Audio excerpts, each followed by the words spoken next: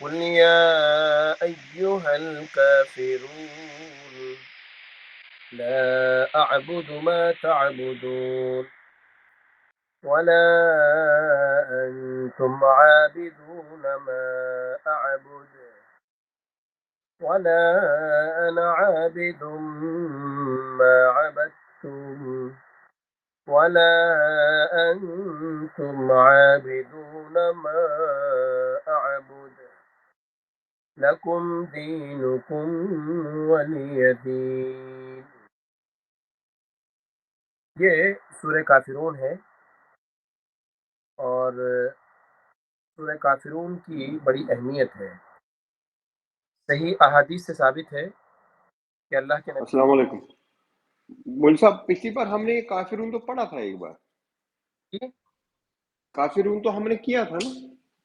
Last ہم لوگ پڑھے تھے سورہ کوثر. نہیں، آپ نے بولا تھا نا وہ بنی اسرائیل کا ہم پڑھیں گے. اچھا چلیے کل ایک نیکسٹ کلاس ہے، ابھی تو آج یہی پڑھیں گے کافرون. جو ہے سورہ بنی اسرائیل کا پہلا رکوع پڑھیں گے انشاءاللہ. ٹھیک ہے، ہاں ٹھیک ہے، شکریہ جناب. یاد نہیں تھا مجھے، بالکل ذہن میں نہیں تھا. اچھا، تو سورہ کافرون کی جو فضیلت ہے وہ یہ ہے کہ اللہ کے نبی صلی اللہ علیہ وسلم فجر کی 2 رکعت جو سنتیں پڑھی جاتی ہیں اور مغرب کی سنتوں میں آپ جو ہے یہ سورتیں پڑھتے تھے. پہلی رکعت میں سورہ کافرون اور دوسری رکعت میں سورہ اخلاص. یہ آپ پڑھتے تھے، یہ آپ کا معمول تھا. اسی طرح آپ صلی اللہ علیہ وسلم نے بعض صحابہ کو فرمایا کہ رات کو سوتے وقت اگر تم یہ سورت پڑھ کر سوؤ گے تو شرک سے محفوظ رہو گے، کیونکہ اس سورت کے اندر اللہ تعالیٰ نے صاف طور سے کہا ہے کہ ہم غیر مسلموں کے ساتھ رواداری کر سکتے ہیں، لیکن عقیدے میں اور توحید میں کوئی رواداری نہیں کر سکتے. اچھے کاموں میں کر سکتے ہیں، جیسے کوئی وہ اچھا کام کر رہے ہیں تو ہم بھی کر سکتے ہیں. وہ بلڈ ڈونیشن کا کام کر رہے ہیں، کیمپ لگا رہے ہیں، ہم بھی لگا سکتے ہیں. تو رواداری ہونی چاہیے، اچھے کاموں میں ہاتھ بٹانا چاہیے. لیکن جہاں توحید اور شرک کی بات ہوتی ہے وہاں پہ کوئی کمپرومائز نہیں کر سکتے، وہاں پہ کسی طرح کا کوئی سمجھوتا ہم نہیں کر سکتے. اب یہ جو آیت ہے، مطلب یہ سورت جو ہے سورہ کافرون، اس میں یہ ہوتا ہے کہ اللہ کے نبی صلی اللہ علیہ وسلم جب مکے میں تھے تو جو مشرکین مکہ تھے انہوں نے اللہ کے نبی صلی اللہ علیہ وسلم کے سامنے ایک پروپوزل رکھا. کیا پروپوزل رکھا؟ کہ ایک دن ہم اللہ کی عبادت کریں گے اور ایک دن آپ ہمارے معبودوں کی عبادت کیجیے. یعنی ایک دن ہم آپ کے معبود کی عبادت کریں گے، ایک دن آپ ہمارے معبود کی عبادت کیجیے. ایسا ایک دن آپ کا، ایک دن ہمارا، ایسا رہے گا. تو اس وقت یہ صورت نازل ہوئی کہ کسی طرح کا کوئی کمپرومائز نہیں کر سکتے. دین کے معاملے میں، شرک کے معاملے میں، عقیدے کے معاملے میں ہم کسی طرح کا کوئی سمجھوتا کسی دوسری قوم سے نہیں کر سکتے. اگر کوئی آپ سے آگے کہے کہ بھائی آپ گنیش کی پوجا کر لو، آپ نہیں کر سکتے، نہیں کر سکتے. کوئی بھی ایسا کام جو عبادت کے دائرے میں آتا ہو ہم وہ غیر اللہ کے لیے کر ہی نہیں سکتے، کیونکہ توحید کا جو تقاضا ہے وہ یہ ہے کہ صرف اللہ کی عبادت کی جائے، صرف اللہ کے سامنے سر جھکایا جائے، صرف اللہ ہی سے جو ہے لو لگائی جائے، صرف اللہ ہی سے مناجات کی جائے. اور جتنی بھی عبادتیں ہیں، جتنے بھی طریقے ہیں عبادت کے، وہ خالص اللہ کے لیے کیے جائیں. تو یہاں پہ عبادت کا لفظ استعمال کیا ہے قرآن نے، سورہ کافرون میں عبادت کا لفظ استعمال کیا ہے. سب سے پہلے تو کافروں سے خطاب کیا گیا ہے. کیا کہا؟ قل، اے نبی صلی اللہ علیہ وسلم آپ کہہ دیجئے، یا ایھا الکافرون، اے کافروں، یعنی کافروں سے خطاب ہے. اور یہ کافر کون تھے؟ یہ مشرکین مکہ سے مخاطب ہیں، یعنی اللہ تعالیٰ مشرکین مکہ سے خطاب کر رہا ہے. لیکن قیامت تک آنے والے سارے کافروں سے خطاب ہے کہ ایک مسلمان تمہارے پربھو، تمہارے بھگوان کی پوجا نہیں کر سکتا، صرف اللہ کی عبادت کر سکتا. یہ بات ہم کو دو ٹوک کہنی چاہیے. دو ٹوک کا مطلب یہ کہ علی الاعلان، سب کے سامنے کھل کر کوئی کمپرومائز نہیں عبادت میں، صرف اللہ کی عبادت. تو یہ صورت اتنی پاورفل صورت ہے کہ جو بندہ اس صورت کی تلاوت کرتا رہتا ہے یا اس کے معانی پر غور کرتا رہتا ہے تو اس کو شرک سے جو ہے بالکل محفوظ ہو.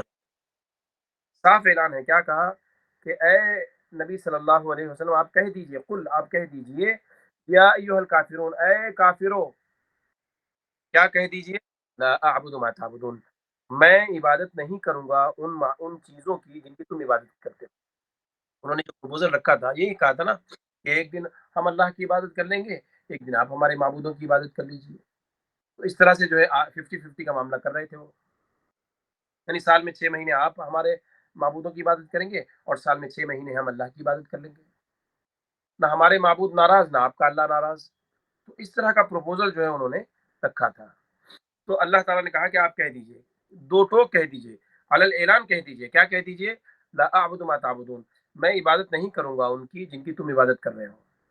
ولا انتم عابدون ما اعبد، اور تم بھی ان اس رب کی عبادت نہیں کرنے والے ہو جس کی میں کر رہا ہوں. یعنی اللہ تعالیٰ کو معلوم تھا، اللہ کو معلوم تھا کہ یہ کافر کسی بھی طرح اللہ کی عبادت نہیں کریں گے. رسول کو تو معلوم نہیں تھا، رسول کو معلوم نہیں تھا، لیکن اللہ کو معلوم تھا. اس لیے اللہ نے کہا تم بھی میرے معبود کی عبادت نہیں کرنے والے ہو. یہ بتایا. اس کے بعد اور کہا ولا انا عابد ما عبدتم، اور نہ میں ہی عبادت کرنے والا ہوں جن کی عبادت تم نے کی ہے. ما عبدتم، دیکھیے پہلے تو ورب استعمال کیا، لا اعبدو یہ ورب ہے، عبادہ کے معنی عبادت کرنا، اعبدو ما تعبدون دونوں کا ورب استعمال کیا. ولا انتم عابدون ما اعبد میں عابدون جو ہے وہ اسم فاعل ہے، وہ ورب نہیں ہے، وہ نون ہے. ما اعبدو یعنی میں، اور نہ ہی تم عبادت کرنے والے ہو جس کی میں عبادت کرتا ہوں. عبادت کرتا ہوں یہ ورب ہے یہاں پہ، عابدو ورب ہے.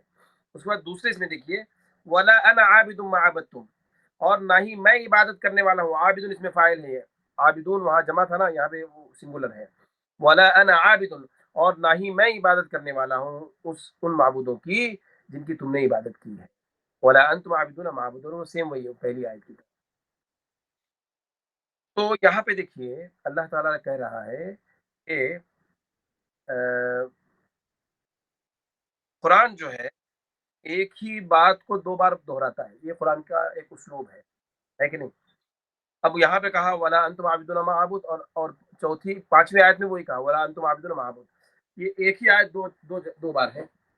تو اس کا مطلب یہ ہوتا ہے کہ قرآن ایک ہی جملے کو 2-3 مرتبہ بیان کرتا ہے تاکہ دل میں بیٹھ جائے. اب دیکھیے قرآن کہتا ہے اب یہ اعلیٰ ربی کو کئی بار بولتا ہے، کہتا ہے کہ نہیں کہتا قرآن؟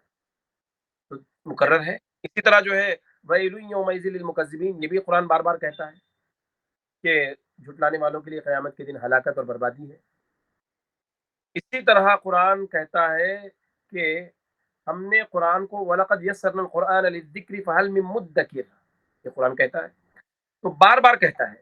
تو یہاں بھی اگر 2 بار آ گئی ہے ایک آیت تو اس کا مطلب یہ ہے کہ اللہ تعالیٰ تاکید کے ساتھ، یعنی پورے زور لگا کر اللہ تعالیٰ آپ کو بتانا چاہتا ہے کہ کسی غیر کی عبادت آپ کر ہی نہیں سکتے، غیر کی عبادت آپ کر ہی نہیں سکتے. یہ عربی زبان کا اسلوب ہے جسے قرآن میں کئی جگہ اختیار کیا ہے. سورہ رحمان میں کہا گیا، سورہ مرسلات میں. سورہ رحمان میں کیا فبی اعلیٰ ربکما تکذبان، کتنی جگہ ہے؟ 33 جگہ ہے.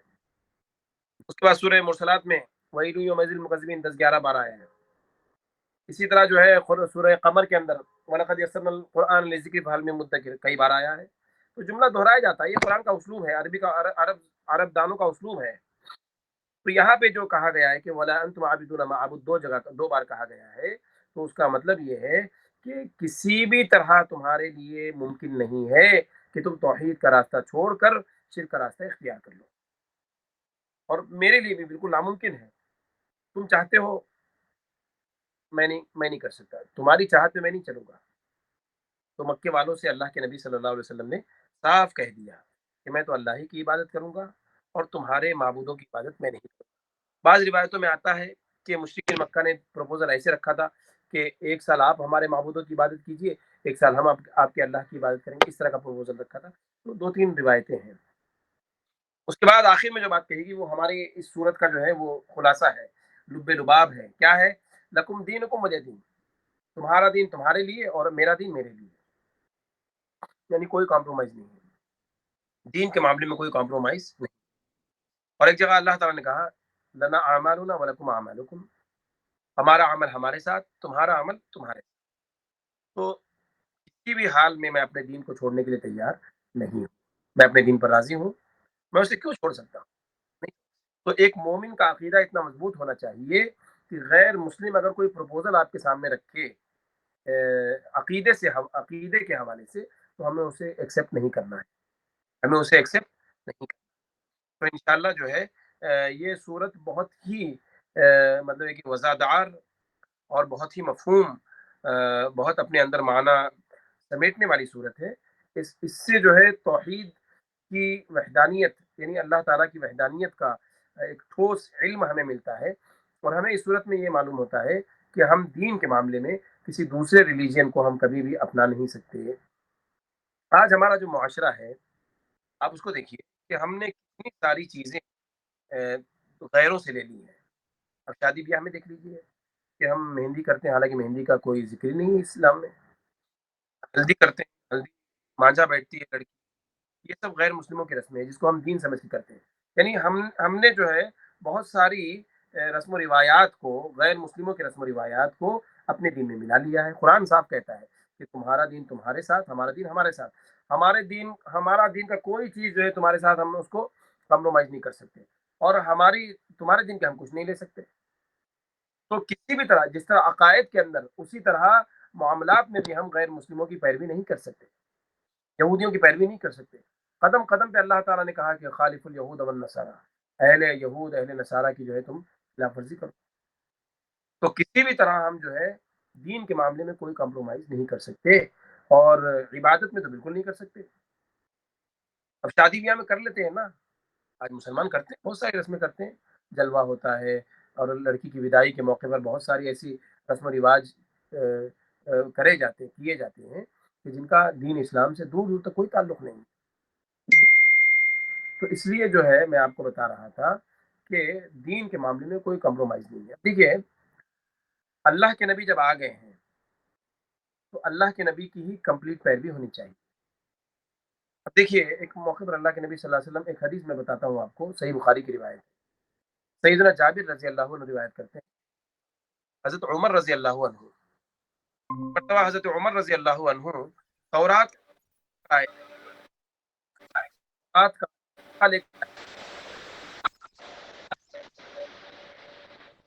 باقاعدہ، اور اللہ کے صلی اللہ علیہ وسلم کے چہرے کا، تو حضرت ابو بکر بھی وہیں موجود تھے۔ حضرت ابو بکر نے حضرت عمر سے کہا تم کیا کر رہے ہو؟ دیکھ نہیں رہے ہو کہ اللہ کے رسول کا چہرہ بدل جا رہا ہے، کیا کر رہے ہو تم؟ تو حضرت عمر رضی اللہ عنہ نے جب دیکھا کہ اللہ کے نبی صلی اللہ علیہ وسلم کا چہرہ بدل رہا ہے، آپ کے چہرے کا رنگ بدل رہا ہے، تو فوراً توبہ کرنے لگے اور کہنے لگے کہ میں اللہ کی پناہ میں آتا ہوں اللہ اور اس کے رسول کی ناراضگی سے، اور میں اللہ سے راضی ہوں، اللہ کے رب ہونے سے راضی ہوں، دین کے اسلام ہونے سے راضی ہوں، محمد صلی اللہ علیہ وسلم کے رسول ہونے سے راضی ہوں۔ یہ تمام باتیں کرنے لگے، توبہ کرنے لگے۔ اس کے بعد اللہ کے نبی نے فرمایا صلی اللہ علیہ وسلم، کیا فرمایا؟ لو بدا لکم موسیٰ، اگر موسیٰ آج زندہ ہو جائیں، لتبعتم، اور تم ان کی پیروی کرنے لگو، وترکتم سنتی، اور تم میرے راستے کو چھوڑ دو، لزللتم عن سواء السبیل، تو تم سیدھے راستے سے بھٹک جاؤ گے۔ اتنی بڑی بات کی، یعنی کہ کوئی اب اللہ کے نبی کا دین آنے کے بعد پھر کسی بھی ریلیجین کو اختیار کرنے کی اسلام میں گنجائش نہیں ہے۔ صاف کہا اللہ کے رسول صلی اللہ علیہ وسلم نے حضرت عمر کے سامنے، حضرت ابو بکر کے سامنے کہا کہ اگر آج موسیٰ زندہ ہو جائیں اور تم مجھے چھوڑ کر ان کی پیروی کرنے لگو تو تم گمراہ ہو جاؤ گے۔ اور پھر یہ بھی کہا لو کان موسیٰ حیا لما وسعه الا اتباعی، اگر موسیٰ آج زندہ ہوتے تو میری پیروی کرتے۔ تو آپ دیکھیں گے کہ اللہ کے رسول صلی اللہ علیہ وسلم نے بار بار کہا خالف الیہود والنصارى، نصرانیوں کی اور یہودیوں کی پیروی مت کرو، ان کی مخالفت کرو، کیونکہ ان کا دین الگ ہے، انہوں نے اپنے دین کو خواہشات کے مطابق ڈھال لیا ہے، تورات کے احکامات چھوڑ دیے انہوں نے۔